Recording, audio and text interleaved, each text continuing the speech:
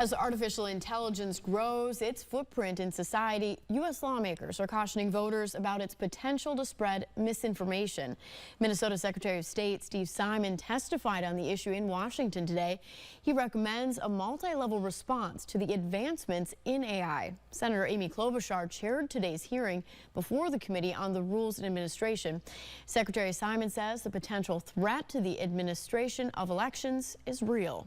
The name of the game is identifying as early as possible what disinformation is out there, AI generated and otherwise, standing up to it, and not just that, not just rebutting it, but getting out the good, the true, the correct information as quickly as possible.